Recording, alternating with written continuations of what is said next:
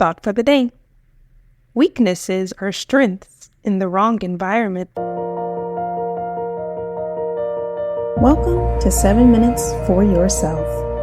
I'm Christina Aina, and I'm so glad you've joined me for what I believe will be 7 of the most enriching minutes of your day. Let's take this time to reconnect with ourselves and improve our well-being. In today's episode of 7 Minutes for Yourself, we take a look at 3 practical ways to discover our own strengths and weaknesses. Have a listen.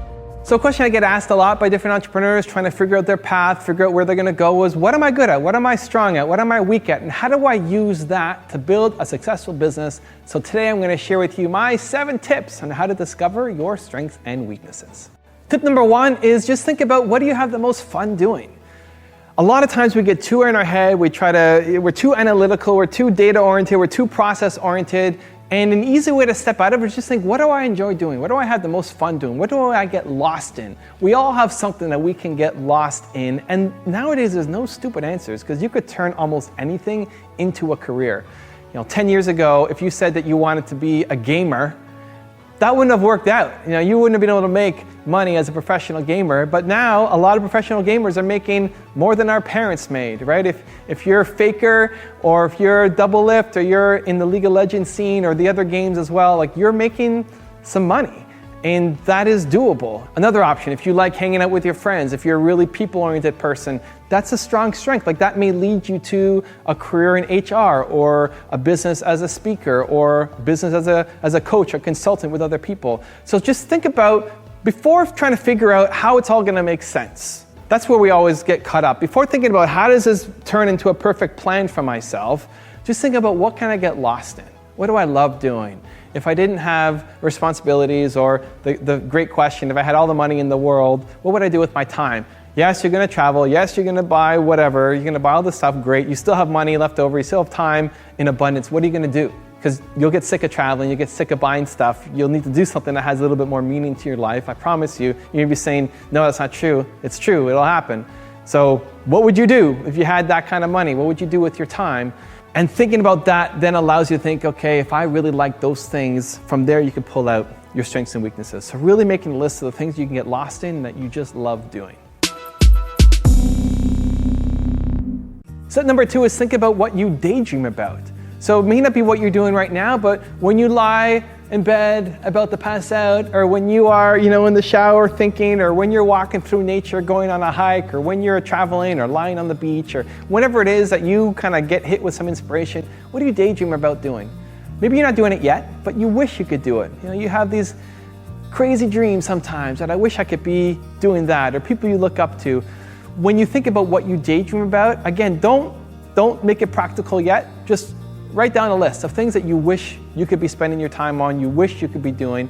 And then I would try to find some small way to actually start doing it, to test, to see if you like it, to see if you're good at it. A lot of times the grass is greener on the other side. A lot of times that thing that you want to do, once you start doing it, is way too much work and not what you thought it was going to be, and you don't want to do it anymore. But sometimes when you do it, it's like, I love this. I want to keep doing it. So you never know until you actually get started. I never thought I'd be a salsa dancer. I never thought I would run a salsa school and invest and buy it. I never thought that was part of my plan. I'm tall, I didn't speak Spanish, I take big steps, I didn't learn the music growing up. There's all on paper, there's all the reasons why it would never work out for me as a salsa dancer. But I loved it, and I went to a class and I wanted to go back, I wanted to do it again, I wanted to do it again. Same thing as YouTube videos. My first videos sucked. They really were bad, but I liked it. I liked the process. I wanted to do it again. I wanted to do it again. I wasn't getting any results. I wasn't getting any comments, no views, no shares, nothing. I just loved it, so I had to do it again and again and again. And so instead of making it some big plan on what you want to do with your life, that can seem overwhelming, that can seem depressing, it's upsetting because you don't have clarity. I would just think about the things that you have some daydreams about, that you wish you could do, and then find some small way to get started. Just hit that little bit of the pyramid. Instead of thinking as this huge project, just like this little thin wedge, this little tiny piece, to test it, to say yes to one thing.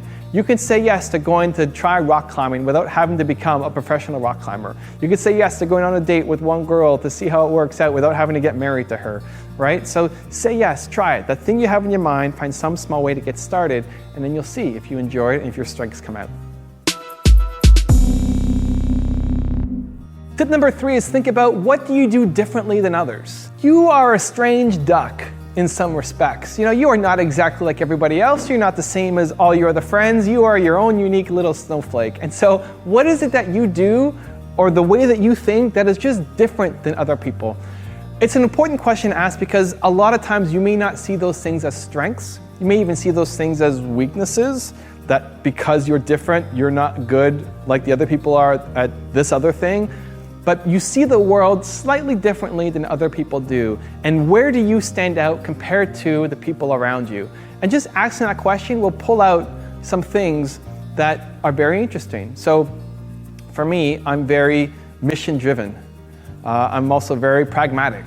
I don't really hang out a lot of times just going for beer and watching movies with friends. A lot of times there's a purpose behind what I do. There's a purpose behind the conversations I have. I don't like dealing with small problems. I want to look behind it to see the bigger cause and go out and solve that big thing. That could be a weakness in some social settings, but it's also a strength for me in that it allows me to build this business, it allows me to build this movement, it allows me to create great content and videos for you guys.